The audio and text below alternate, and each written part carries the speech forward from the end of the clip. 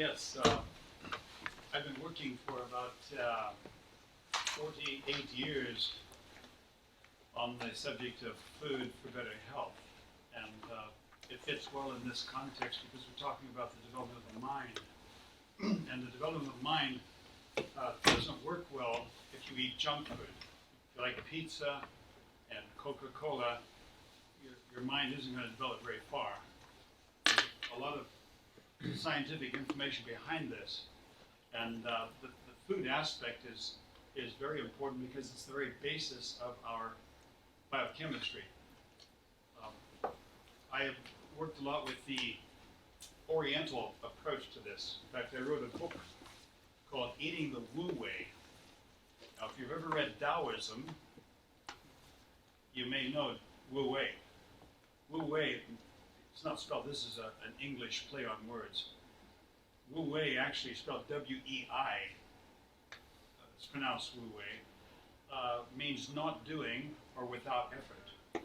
And the idea is that you should live a life that is in harmony with nature and not goes against it. And so not doing means you just go with nature's flow, just like the way we've all seen the trees blossoming out and blooming the last month or so. Just nature's order prevails and does this. So it's called the Tao, which is nature's order, making everything just flow as it does. And it's learning how to adapt to that. Now, the idea is polarity. Polarity is the Taoist approach to life, looking at the whole world as polarity. And the most obvious polarity is male and female. Some of us here are male and some are female. If I'm looking out the window, I can see nature out there, and it's obviously different from inside. And here, things are made by people, and everything's got straight lines. And you look at nature, not one straight line in nature, and that's why the yin-yang symbol here is not straight. It's curved because everything flows as it's up and down. So the idea of this is polarity, and the polarity here is physical and mental. So there's a physical side to life and a mental side to life, and the two are part of one. So when we just talk about mind, we miss a very basic part, and that is the central nervous system. The central nervous system is the connection between body and mind. And the central nervous system is a physical organ. If you don't have blood sugar stability, you cannot think properly. And a lot of people are in a state of what we call pre-diabetes because they can't be without sweets. A lot of people have biochemical chaos. They have magnesium deficiency, so they have trouble relaxing. So it's very basic stuff. But it's very important stuff because you cannot think about getting the balance with your thoughts if your physical condition is not balanced. About 30 years ago at MIT, which is the best known technical university of the US, Massachusetts Institute of Technology, they did a very deep study about the effect of food on our mental state. And they found that one meal is enough to change your mental state, one meal. Because you have to have stable blood sugar, you have to have the right kind of fatty acids. If you have a lack of the omega-3 fatty acids, it's very hard to concentrate.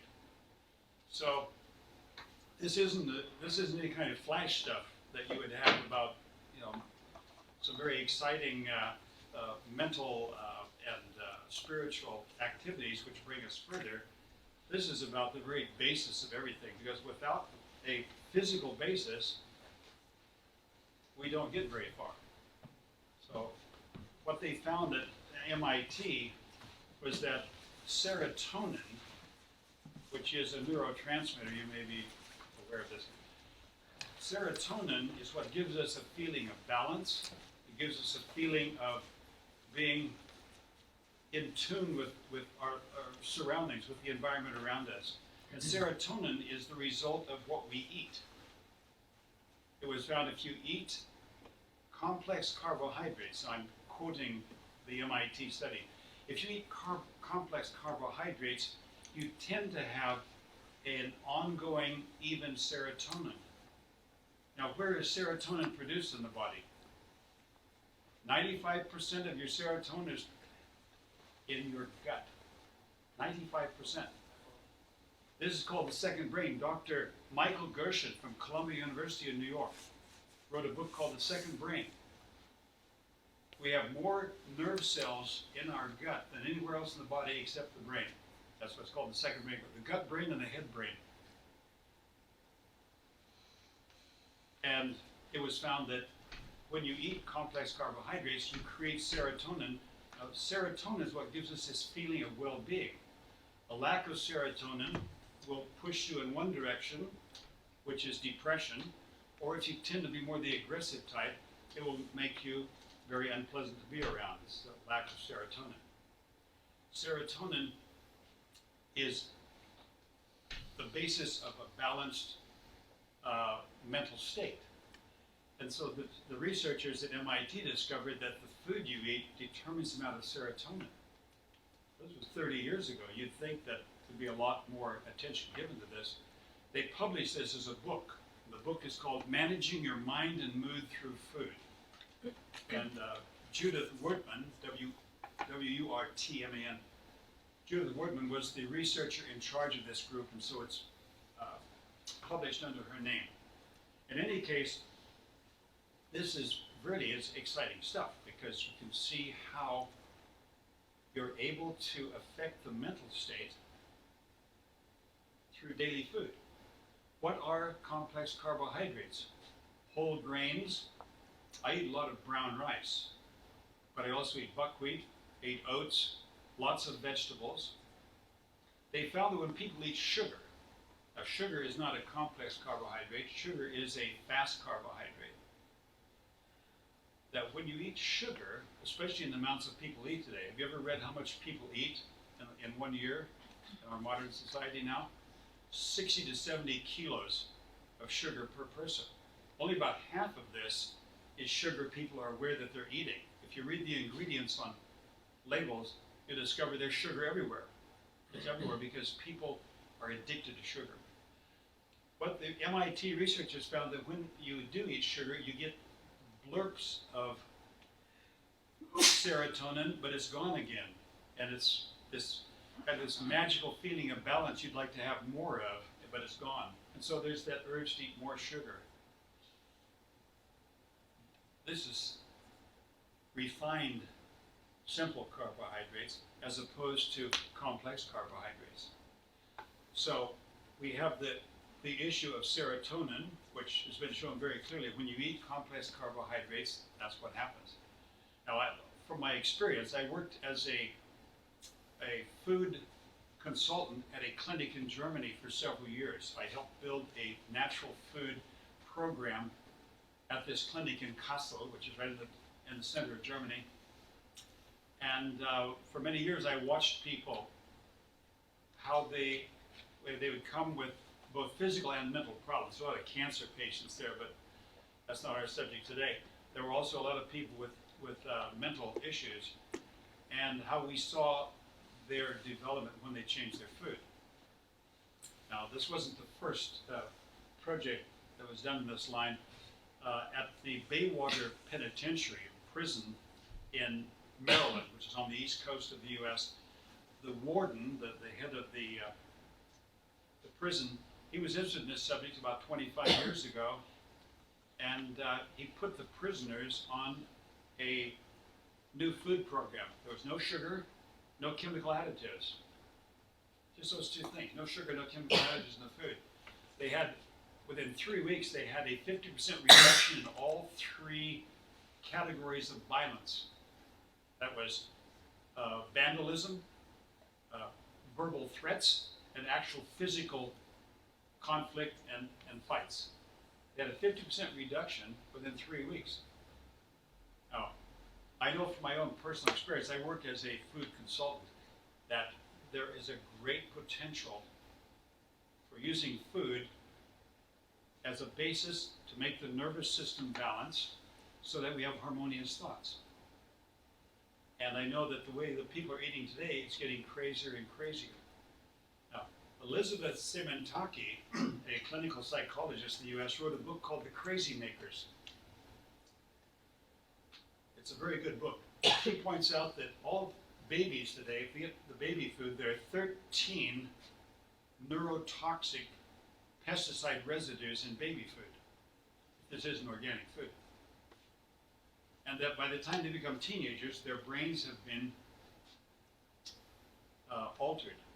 And it's some of the reasons we're seeing with today, if you look around, you see some of the crazy things going on. The piercing and all this stuff, it's, body mutilation has become the latest fashion. And they're not doing well. Now let's look at the connection again here between body and mind.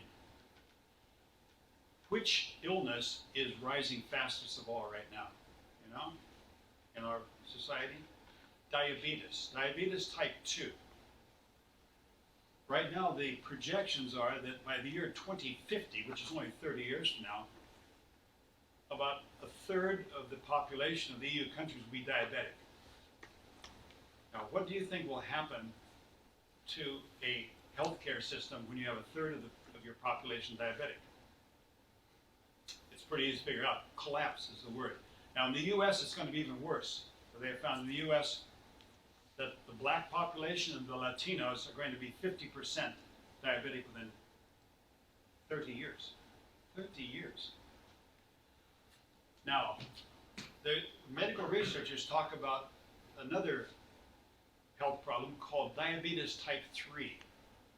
So diabetes type 2 is what we're seeing as an explosion right now, which is nothing more than insulin resistance. I have seen people reverse that in less than 2 weeks, say 10, 12 days. I've seen people reverse diabetes. And what is the medical answer, what is that? It is put people on insulin. It's totally nuts. It's crazy, insane. When there's an answer there. So what we have is we have a very drastic situation. The diabetes type 3 is taking us beyond diabetes type 2. Now, what's the other name for diabetes type 3? Alzheimer, that's right. Alzheimer, 70%, that's 70% of those who get diabetes type 2 will get Alzheimer's. Now, I've noticed that cancer strikes fear in the hearts of people. When somebody in the family gets breast cancer, I have seen women line up for a double mastectomy, have both their breasts removed. They are so afraid of this illness that they are willing to have their bodies mutilated so they don't have a chance of getting it.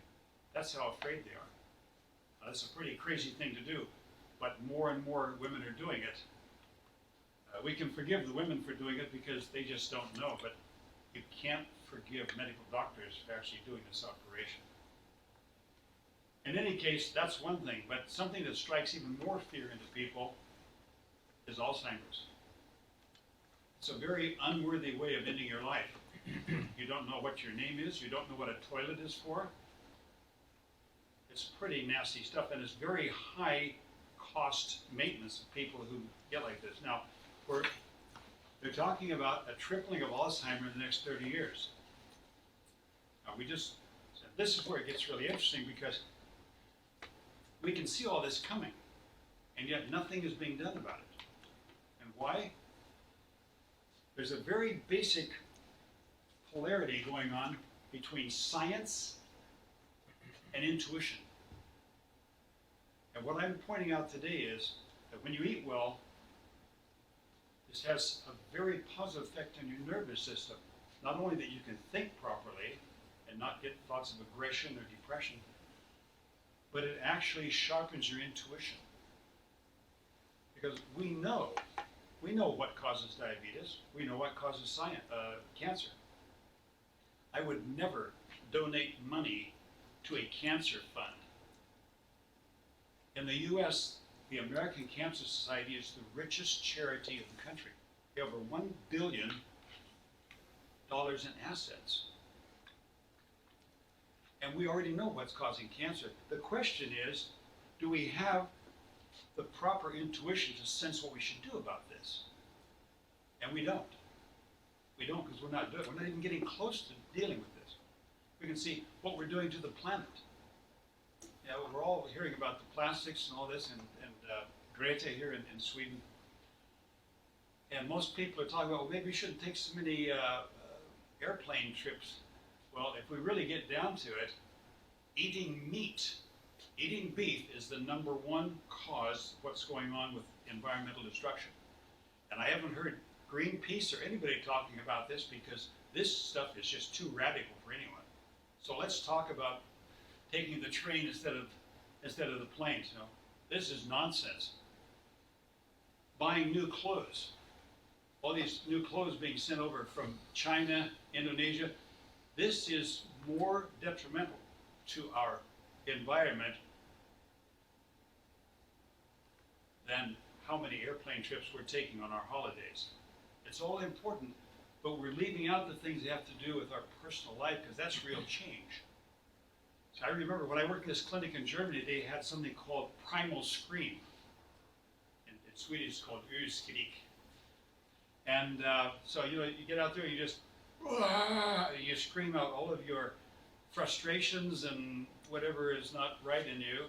And it always sounded like somebody who'd just been stuck with a knife in the back when I would hear it in the summer when all the windows were open, you'd hear people making these screams. It was a very popular therapy because when you do primal scream, you can still go back and eat sugar and all these other things. There's no real change going on. But when you got into my department, there are things really happening. There, you know, it's no more sugar, there's no more meat, and this kind of change is too much for most people. When you've got the intuition, you see things differently. So let's take a look at this like science. We have the scientific approach is on one side. Now, just about 25 years ago, I remember hearing cholesterol. Let's cut down on cholesterol. So don't eat too many eggs. Cholesterol causes heart attacks. It's very bad for your circulation. 5 years ago, the U.S. Authority for Food Guidelines, government agency, just mentioned in passing that cholesterol is no longer an issue. Just forget it. In other words, forget everything we've been telling you in the last 40 years. Because now we've got new information, and now that makes that old information just no longer valid, no longer pertinent to our situation. So now we know about that, but still a lot of people haven't heard about that. So I'm still hearing doctors telling them, you know, don't eat too many eggs. We know that cholesterol has nothing to do with a heart condition, and especially women. It's interesting, there has never been one study that's ever shown that the cholesterol level in a woman's body has any meaning for her health at all. In men, there's been mixed messages, so they got all into this, but it's not something that you could actually build a whole medical approach on. But what is the biggest selling medication in the world? Cholesterol-lowering drugs. Still is. And they have very devastating side effects. They cause heart failure because of the way it affects. I won't get into all the details. It's a bit complicated, but if you want to read up on it, you'll find that the most common side effect of statins, that's cholesterol-lowering drugs, is heart failure.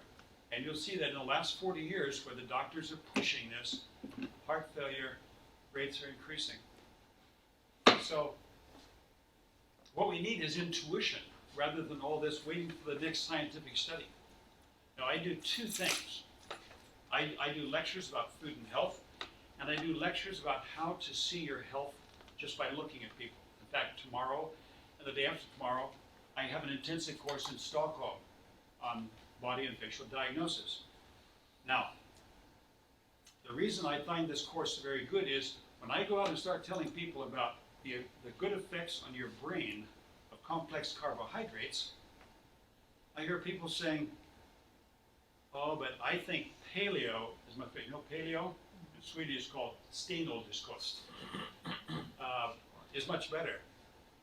And of course, a lot of theories around what we should eat. But when I do this course in facial and body diagnosis, we actually look at the hands, we look at the face, look at the tongue, and we see how do people look who eat different ways. And with the kind of diagnosis that I show, you can see that the kind of food I'm talking about here that's good for your mental development is the kind of food that makes you look best. For example, if you're in balance, there's no difference in color between your arm and your hand. There is no reason why your hand should be red. But if you're out of balance, your hands will be much more red than your arm.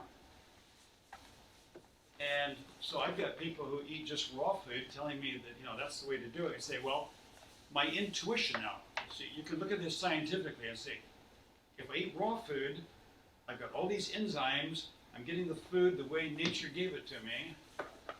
We say, but intuitively, living in a country like Sweden, which is known to have cold weather, as I'm sure many of you have noticed,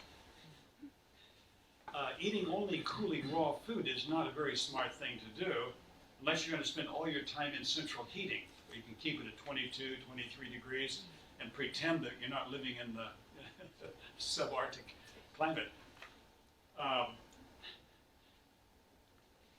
It's intuition. My intuition tells me if I'm going to live in a climate like this, and Sweden is a nice place to live, then I'm going to eat heating foods. And you don't get heat from raw food. Now, I do eat raw food. I eat raw food every day, but it's not the major thing I eat. Now, my decision is based on my intuition and not on just how many enzymes are being kept here. I also use my intuition about dairy food, milk and milk products.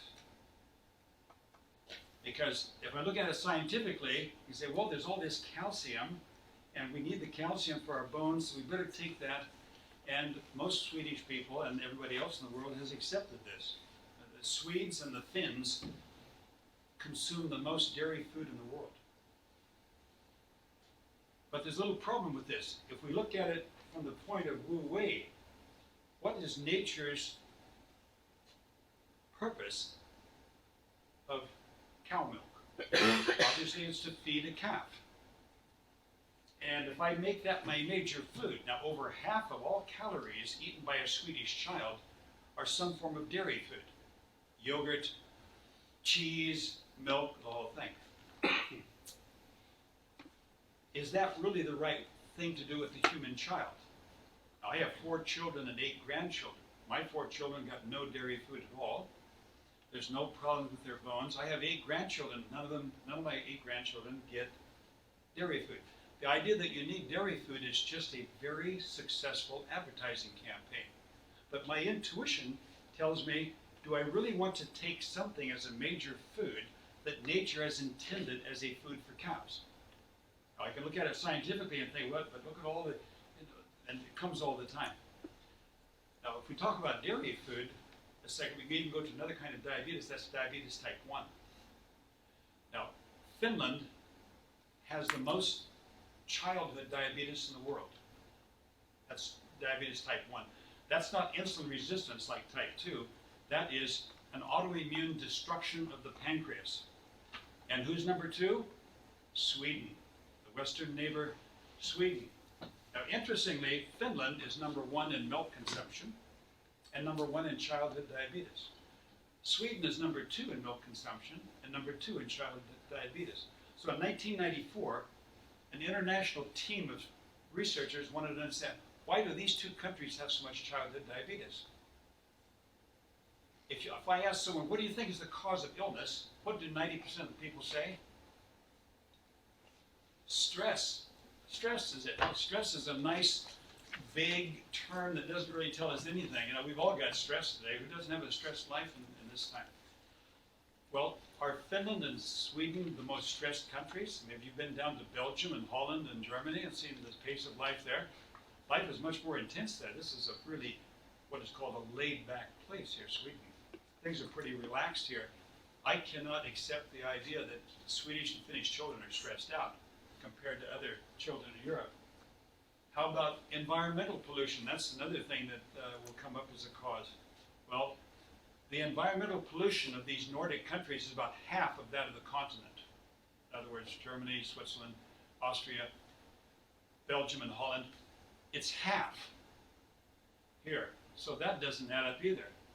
What does add up is that people in this part of the world take too much cow milk in all its forms, even yogurt.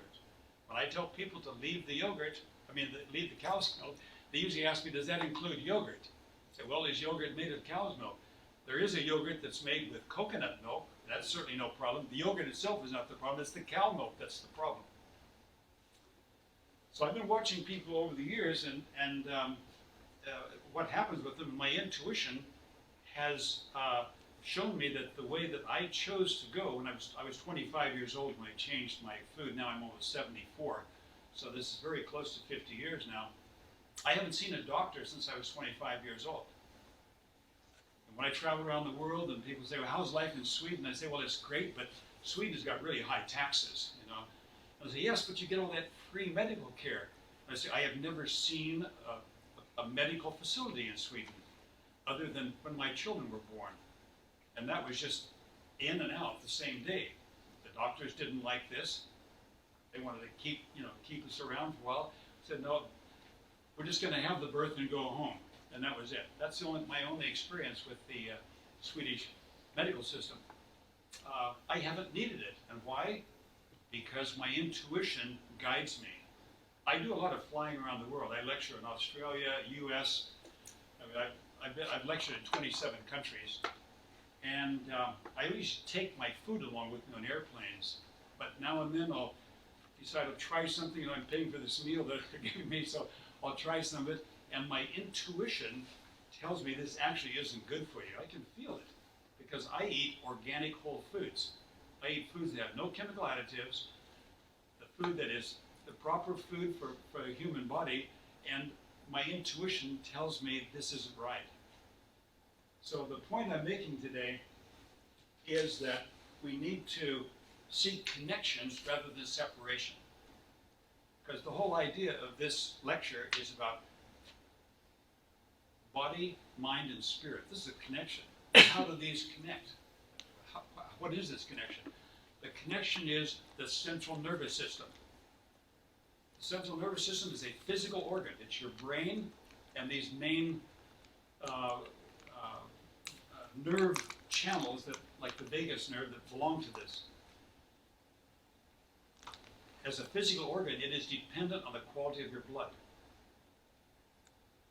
And the quality of food is getting worse all the time. I don't know if you read this, but the World Health Organization has announced that today's young people, those going to school today, will be the first generation that has a shorter life expectancy than my generation. People have been living longer. And, you've probably even heard, oh, what are these pensioners going to be doing? Everybody's living longer, and people will be, pensioners for 40 years, and what are they going to do with all this time? And all this is nonsense. It's not going to happen like that at all.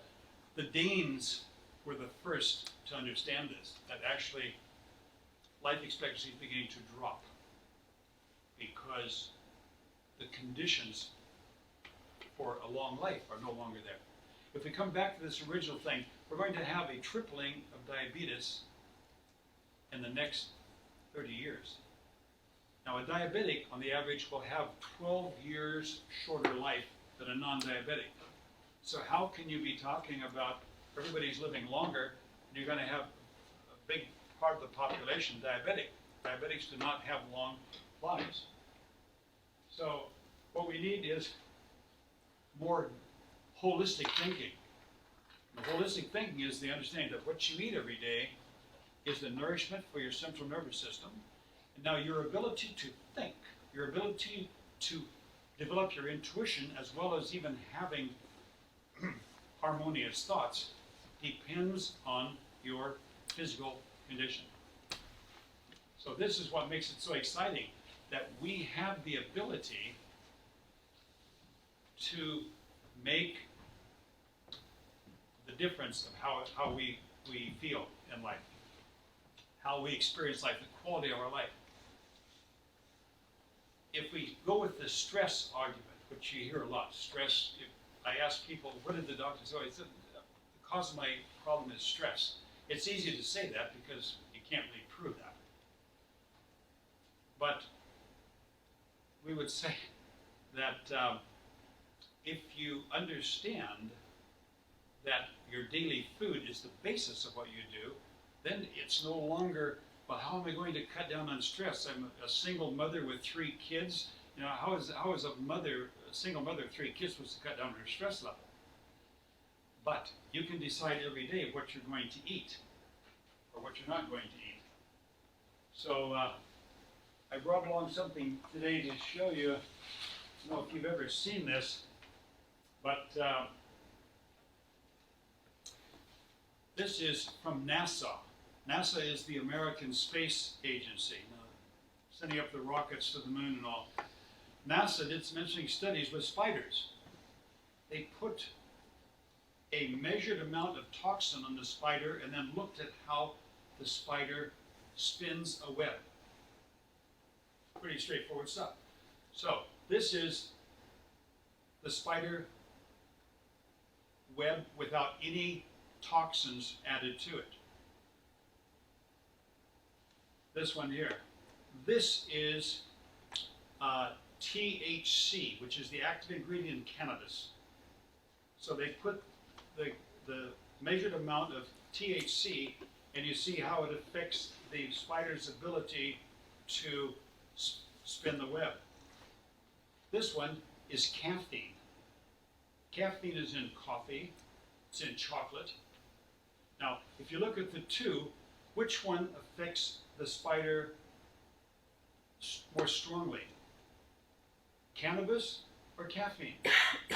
Now, actually, I just took 2 of these off the internet because there's actually other ones too. There's amphetamines, LSD, and of all of them, caffeine has the strongest effect on the way a spider spins its web. Now, this is also very interesting in a country like Sweden because not only do they drink a lot of milk here, they drink a lot of coffee. And coffee contains caffeine. Even decaf. Decaf in Swedish is called koffeinfritt, but it's actually not. The English is a bit more honest. It's just had less coffee. There's still about 10 milligrams of caffeine in a cup of decaf coffee. Caffeine has an effect on your nervous system. And I have had a lot of personal health counseling over the years, and I have found that most people in this part of the world, the Finns are right up there with the Swedes on this one too. Most people would rather keep their problems than to stop drinking coffee. If I point out to someone, now, I can tell you how this is happening. It's a chain reaction. That's what happens. Our physical problems are a chain reaction. This happens, and this happens, and now you got the problem. So you want to go back and find out what started this chain reaction. And caffeine is part of the problem. But people would rather just live with their allergies and whatever else they've got because the attachment to caffeine is so strong. So what I show people is that we have the freedom to choose. So it's a matter of priorities. Where do you put your priority?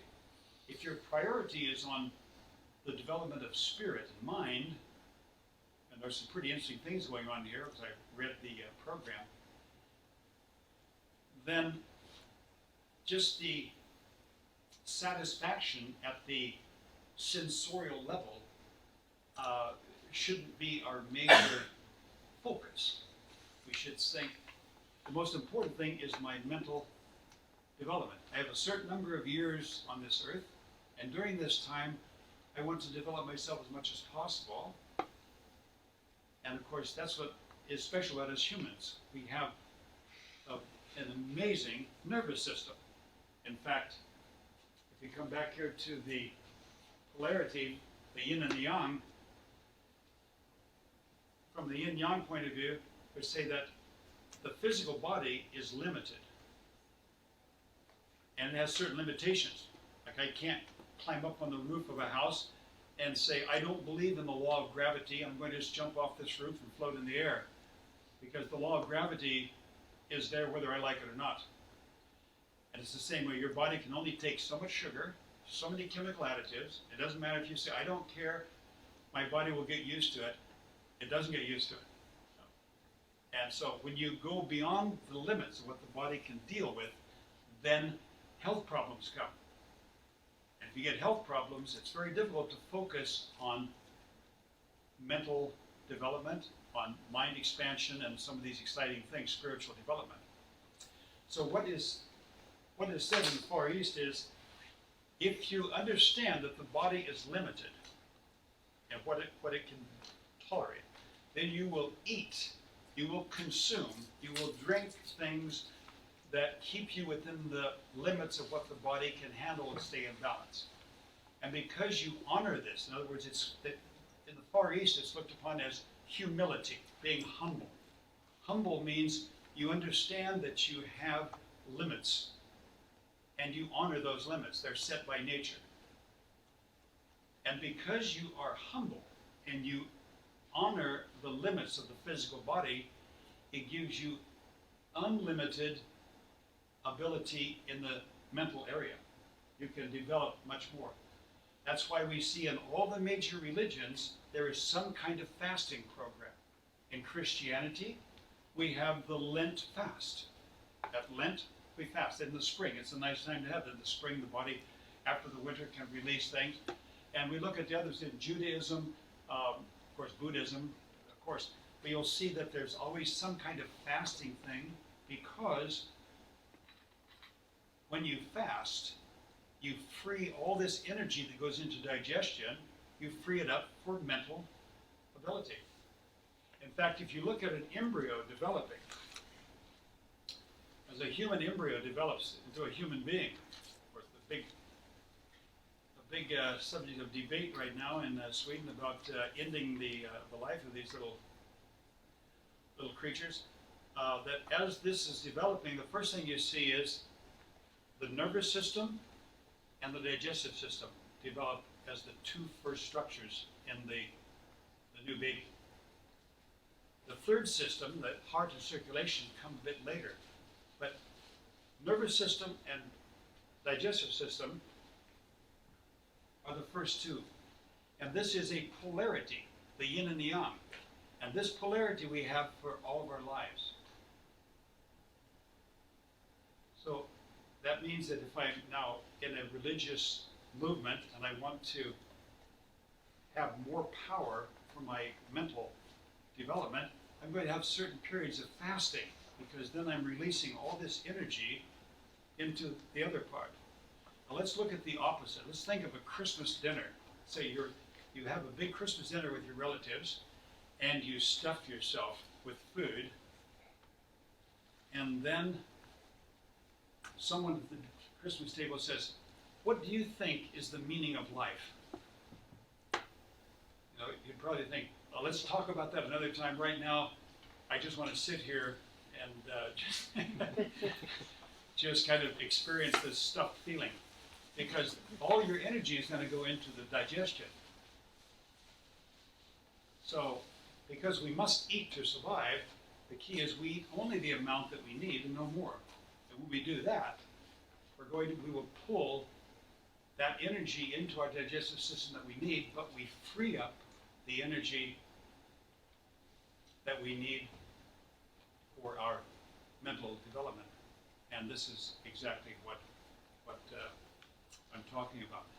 So when I look at the obesity today, now, here in Northern Europe, the obesity problem is only a part of what I see. Whenever I go to the US, you already see when you land at the airport, you know you've come to a different part of the world where people are different. They're much bigger. And obesity is a big problem in the US, and it's probably going to be the undoing of the US, because the health problems related to obesity are enormous. But when you've got this obese body, what is your possibility of having any kind of real powerful energy in your central nervous system? It's really hard because your body just doesn't function properly. I mean, there are all kinds of things. I'll give you a couple of examples. Professor George Watson from the University of California, Los Angeles, which usually called UCLA, so you have to say all those words. Professor Watson wrote a book about your pH. He's a professor of psychology.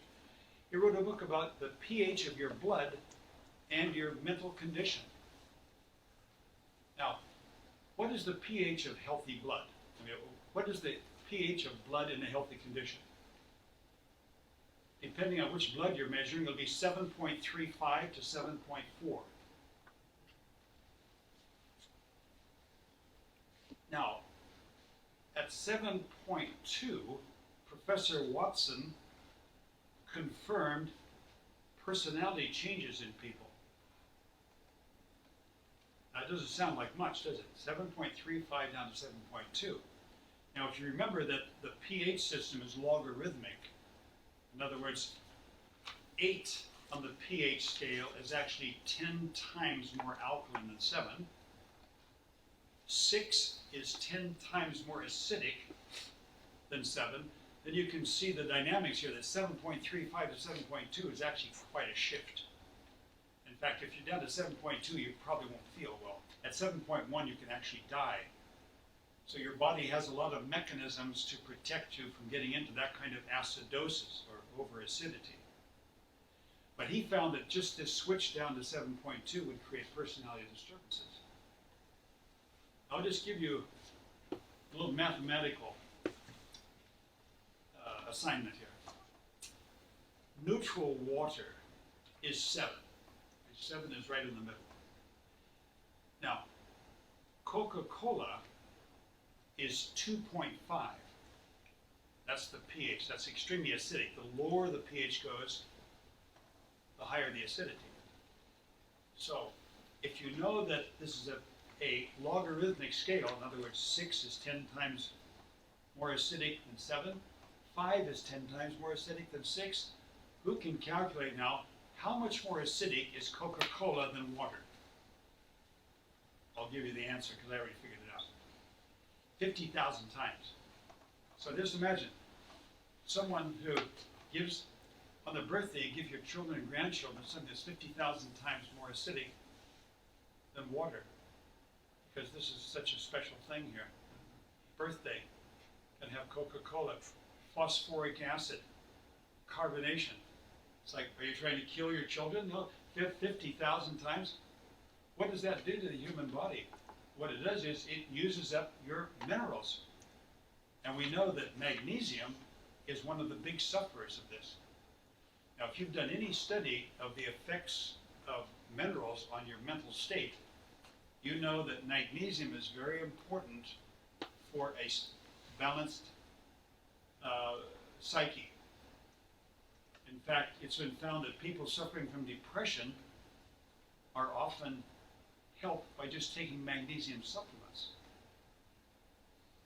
But the magnesium supplements won't help you much if you're drinking Coca-Cola, because your body has to sacrifice these alkalizing minerals because you die otherwise. Your body is willing to let all the minerals in your bones go, if that has to be, because just a slight drop in your pH will kill you.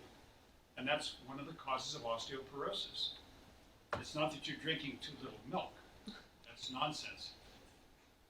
I mean, calcium isn't even the major issue in osteoporosis. Magnesium. But see, there's no big industry behind magnesium. There's a big industry behind calcium. The dairy industry, the milk industry is behind the calcium thing. So you're going to hear a lot about that. Magnesium is, interestingly, more important to prevent osteoporosis.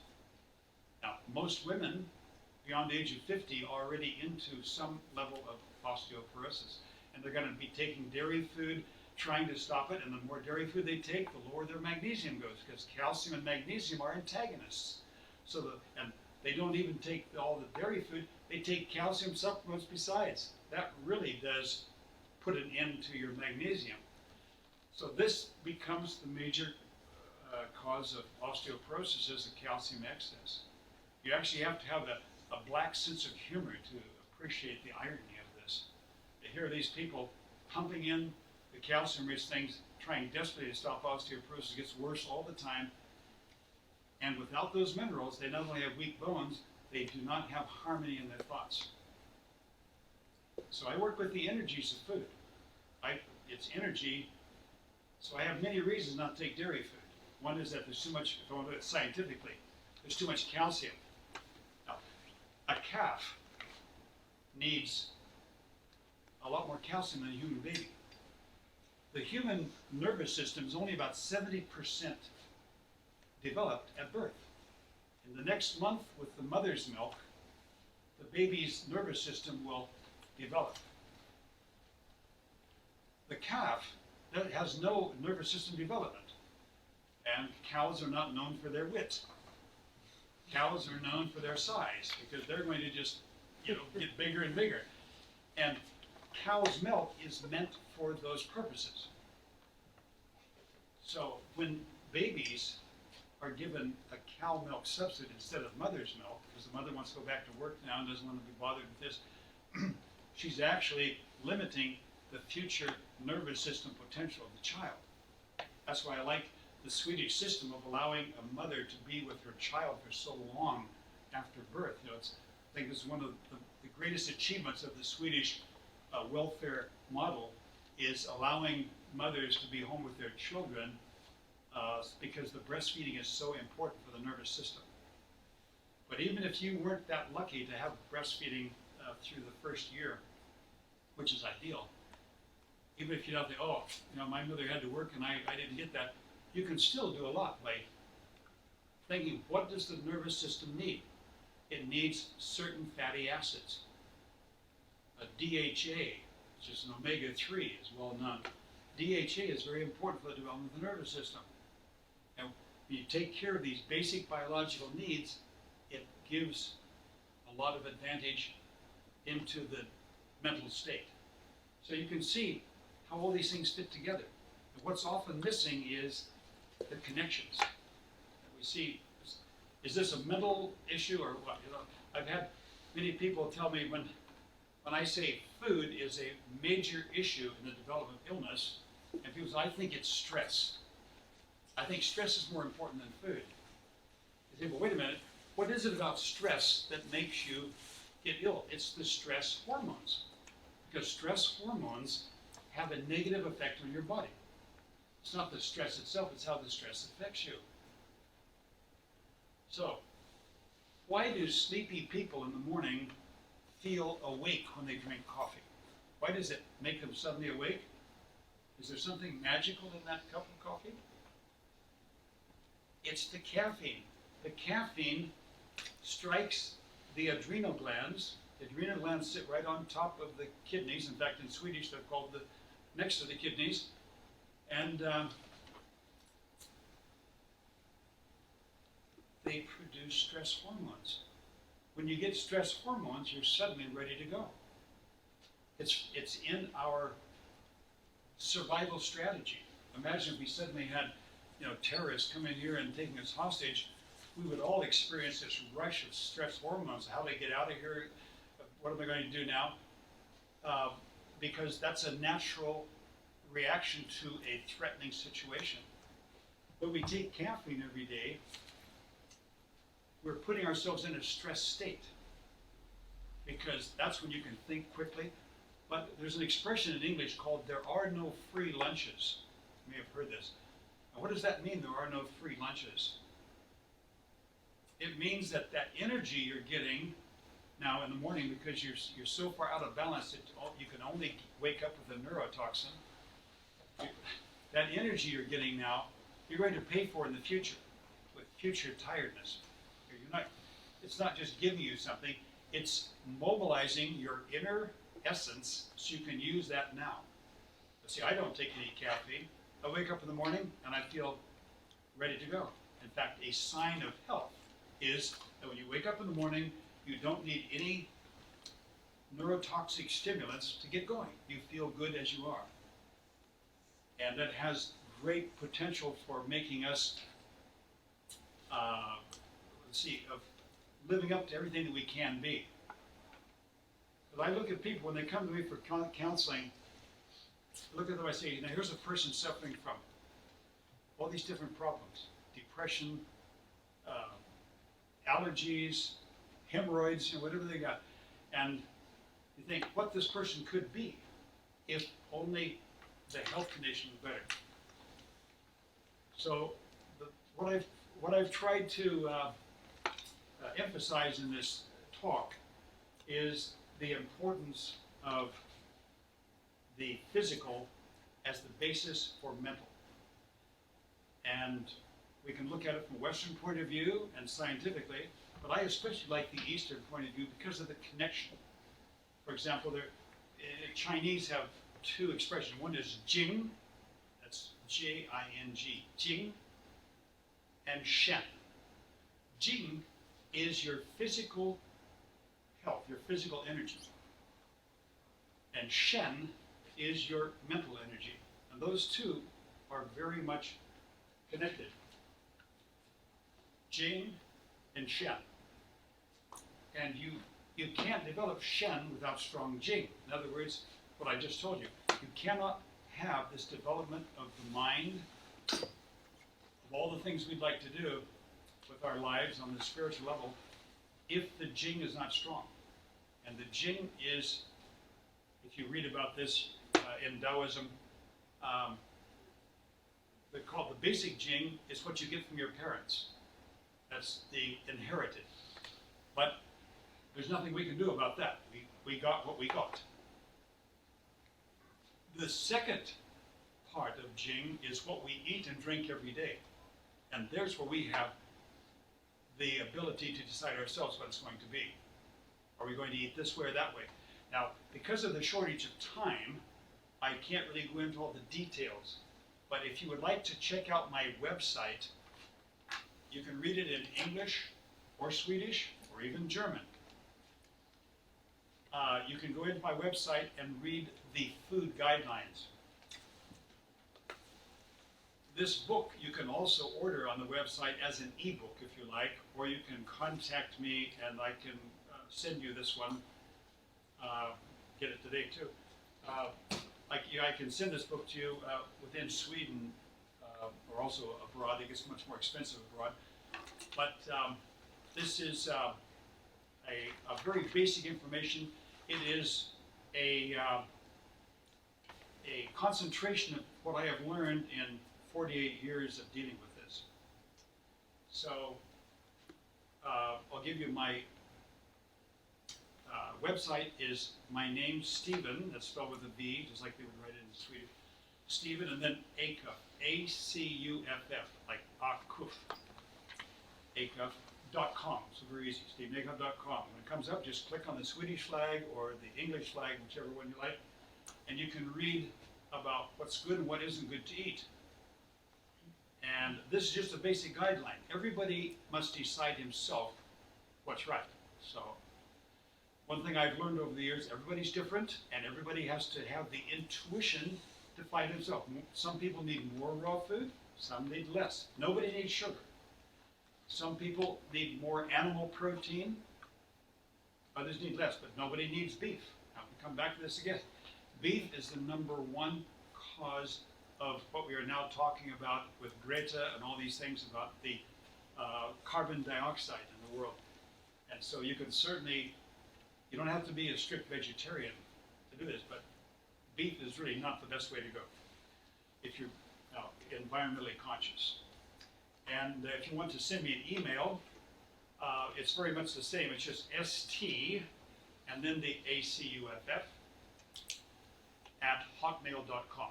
A very, very simple Hotmail address, just the first 2 letters of my first name and then my last name, and I will respond to that. If you ever come down to Stockholm, I do courses in Stockholm. Like tomorrow, I've got the diagnosis course. I also do weekend intensive courses in food for self-healing. And if you have any friends in Gotland, every year in September, I do a program in Visby.